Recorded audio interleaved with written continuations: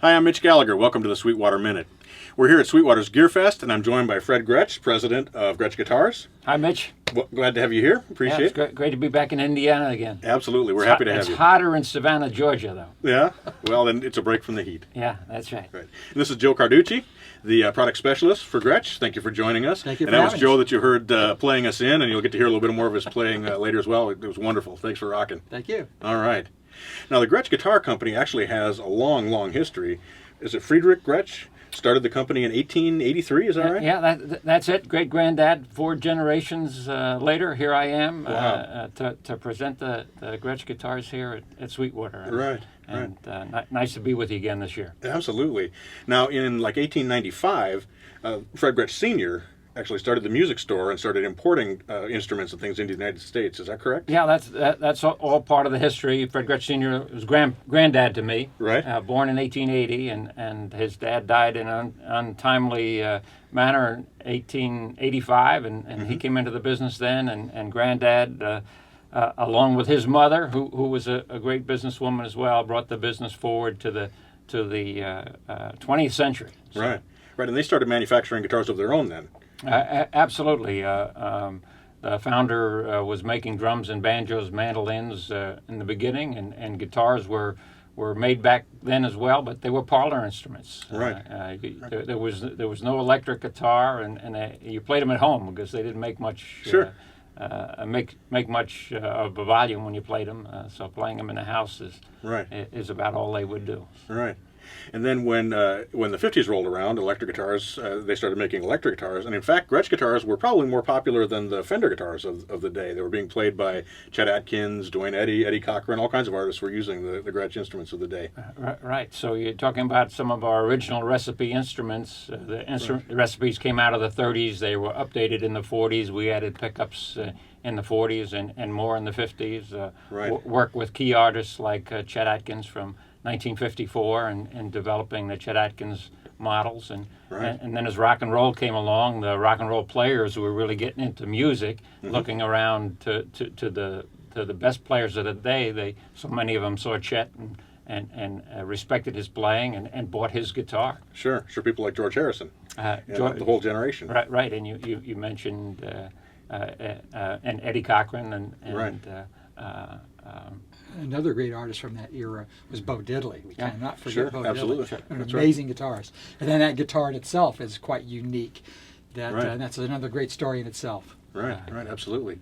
Now, was it 1985 that you took over the company, became the president? A long story, but to make it a short story, the business was sold out of the family in '67. I started in Brooklyn in '65 and had a chance to buy it back again in '84, late '84. Okay. When I got the business back, guitars had been out of production for 6 years, so we had to get guitars back into production again, and we did that and reintroduced Gretsch guitars according to the original recipes into the marketplace in 1990. Right. So a quick 20 years if I do the math right. Yeah, right. So that they've been back in the market again. Right.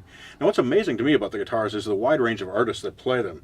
You have people who are doing the more traditional, I guess you'd say, rockabilly 50s approach, like Brian Setzer with the Stray Cats, and of course with his bigger band things that he's doing now. But then you also have people like Billy Zoom, Billy Gibbons, the guitar player from Rancid, Tim Armstrong. And so there's a wide range of styles. Why do you think the guitars appeal to so many different artists? That's a great question. It's just I think Fred keeps referring to a recipe. And so there's kind of 2 elements involved. The original recipe, the type of pickups that are used on the guitar are very, very unique. The construction of the guitars are unique as well. Even like the one I'm holding here, which is the legendary White Penguin. Even though Gretsch has always marketed this as a solid body guitar, it's actually hollow inside. It's about 85% hollow. It's very lightweight. Produces a very unique sound. And there's even guys like Patrick Stump from the band Fall Out Boy, who's bringing the Gretsch brand to a whole nother young generation of listeners out in the world. Right. And there's a certain style appeal to the way that it looks. Right. And I can tell you as a guitar player, when you strap this thing on, it takes you mentally in another place, you know. Right. And similar to fashion, you know, it makes a statement. And so sonically and visually, it's quite unique.